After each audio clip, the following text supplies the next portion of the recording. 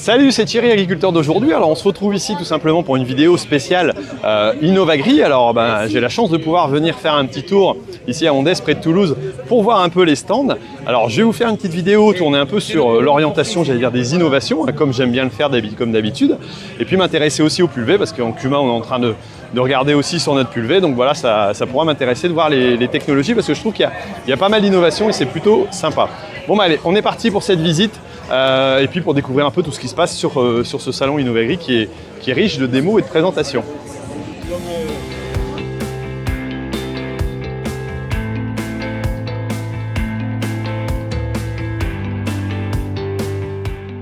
Alors quelques petits villages sont présents bien entendu sur ce salon et on a entre autres le village maïs. Alors là avec quelques présentations aussi. Alors c'est pas une culture que je connais, que je maîtrise très bien, même si je commence à m'y mettre. D'ailleurs on verra certainement une vidéo de récolte de maïs prochainement parce que je pense que ce sera intéressant de voir ça.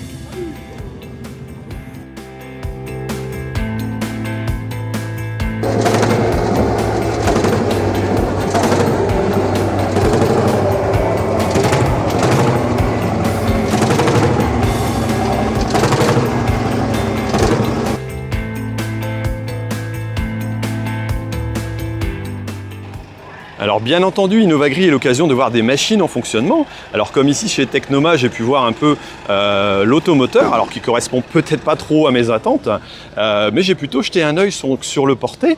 Ici on est entre du 20 et 30 mètres de rampe. Celui-ci est équipé en 28 mètres comme chez nous d'ailleurs.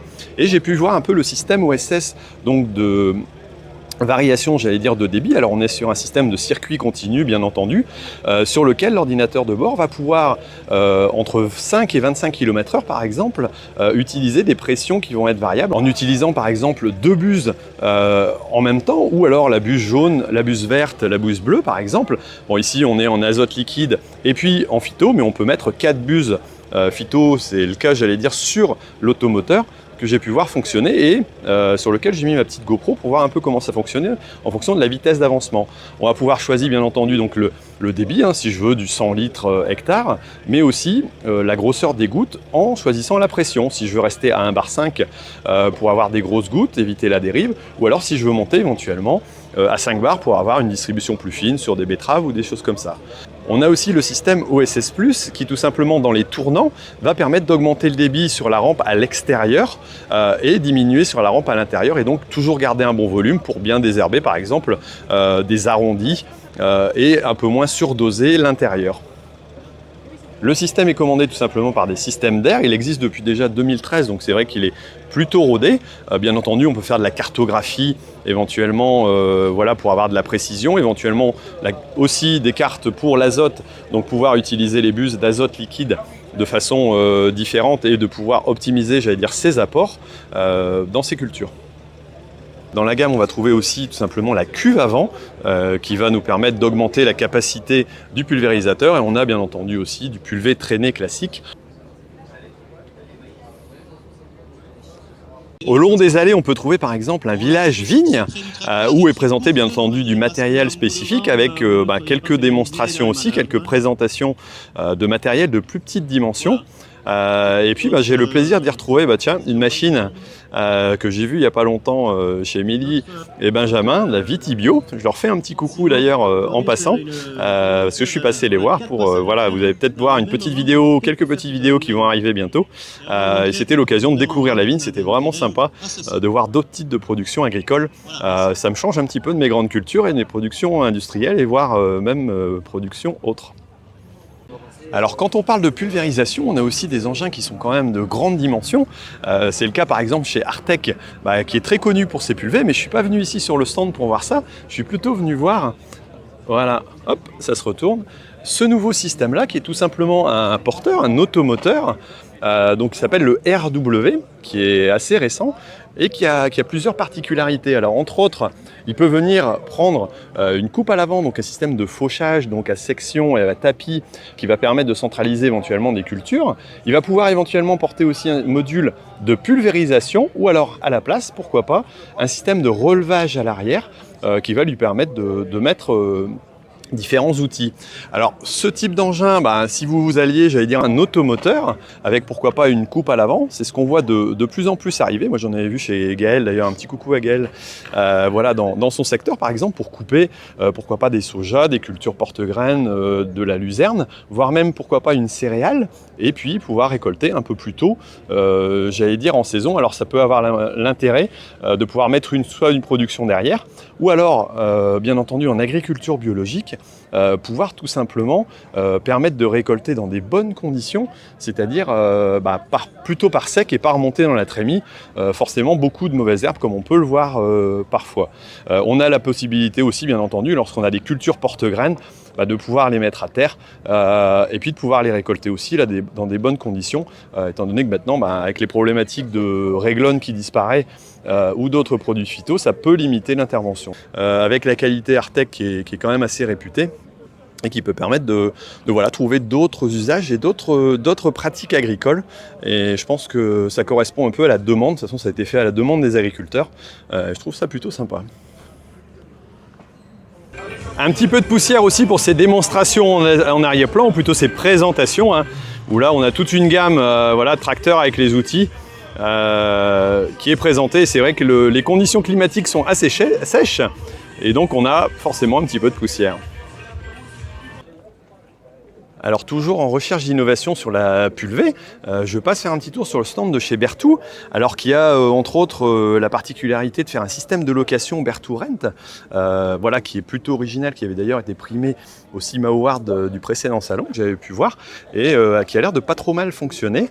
Alors chez Berthoud, on a aussi, pourtant pour une maison qui a déjà 125 ans, des systèmes un peu nouveaux, par exemple le Spretronic que j'ai pu voir en action et qui permet lui de limiter aussi éventuellement le volume en gardant la même buse mais en faisant des systèmes d'impulsion électrique qui vont réduire ou augmenter la quantité de produits totale qui sont donnés sur le pulvé.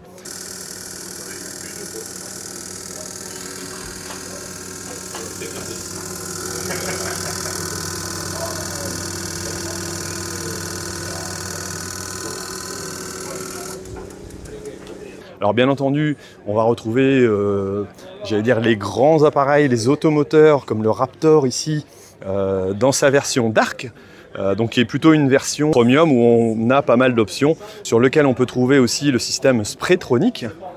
Berthoud adopte aussi pour son pulvérisateur traîné un système de rampe avec un repliage en 3 et non plus en 2 comme auparavant, ce qui permet d'être un peu plus maniable et d'avoir un peu moins de longueur dans ces rampes au repliage.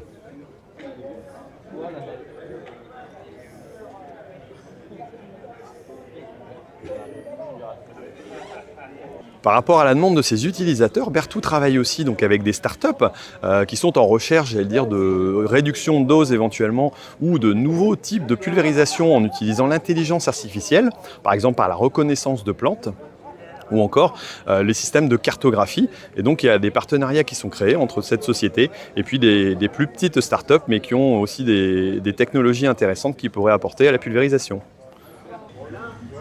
Impossible de passer à Innovagri sans passer au village agroécologique. Alors un des nombreux villages présentés ici, où là on n'a pas forcément uniquement de la présentation matérielle, même si on a différents matériels relativement techniques, comme on peut le voir aussi sur le village de la Vigne, de la robotique sur des nouvelles pratiques éventuellement qui peuvent arriver, et puis bien entendu des conférences. Alors il y a tout un programme de conférences qui est réalisé sur différents thèmes.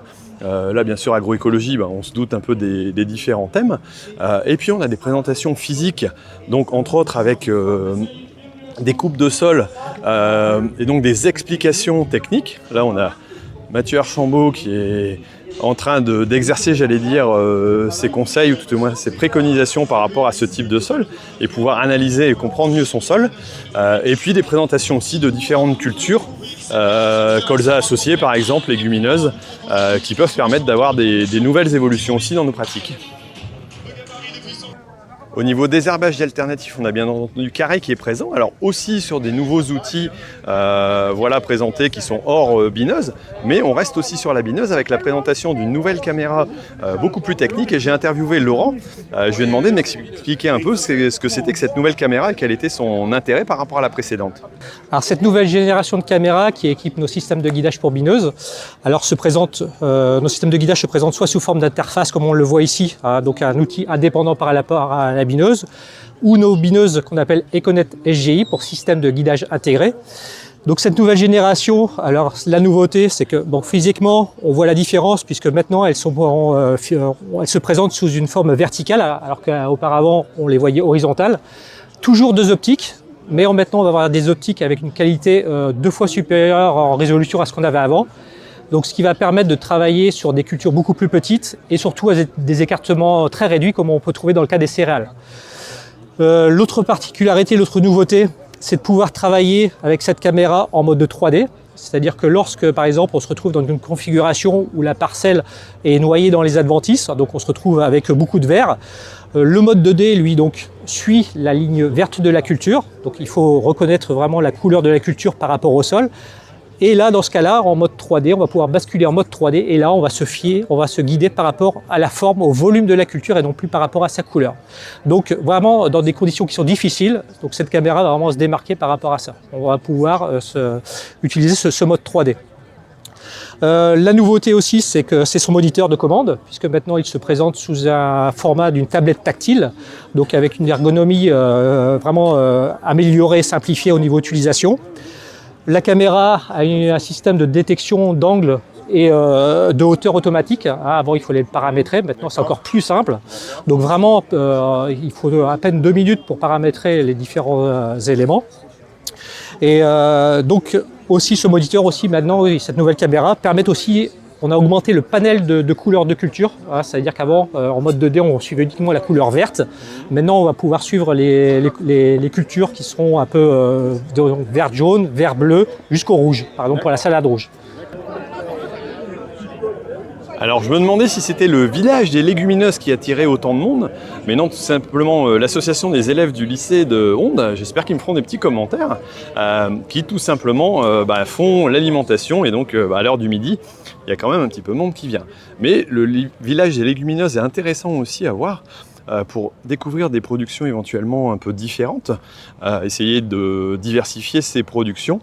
Et c'est vrai que c'est des voies qui sont plutôt bien avancées et des choses dont on avait parlé d'ailleurs avec Mathieu Archambon dans le dernier rendez-vous agri et qui promettent, j'allais dire, éventuellement pour des nouvelles productions dans notre secteur. Alors c'est l'occasion aussi de voir des gros constructeurs qui se sont alliés, pourquoi pas montrer différents matériels en action, et on peut voir que ça attire pas mal de monde. C'est vrai que le public est toujours intéressé par ce type de démo. Alors ici on déchômage et on a aussi toute une plotée, j'allais dire, en fenaison, et on a quelques démonstrations ici je pense sur du trèfle. Voilà, alors je termine cette vidéo tout simplement en regardant une démonstration d'un semoir qui va faire du Smilirac dans des couverts. Et c'est vrai que c'est l'intérêt aussi vraiment de la chose, comme vous avez pu le voir, c'est d'avoir des démos, du concret, vraiment du physique. Donc c'est vrai que ce salon est assez particulier dans ce sens-là et très intéressant. Voilà, je vais vous laisser là-dessus. J'espère que vous avez trouvé des nouvelles innovations intéressantes. N'hésitez pas à mettre un message pour me dire ce que vous avez pensé de la vidéo et puis des différents matériels, innovations que vous avez pu voir arriver, parce que je pense que voilà, j'aimerais bien avoir votre retour, c'est pour moi important. Voilà, puis je vous dis à bientôt sur Agriculteur d'aujourd'hui pour d'autres vidéos sur l'agriculture. Et surtout, ne l'oubliez pas, l'agriculture mérite d'être expliquée. Bon allez, ciao!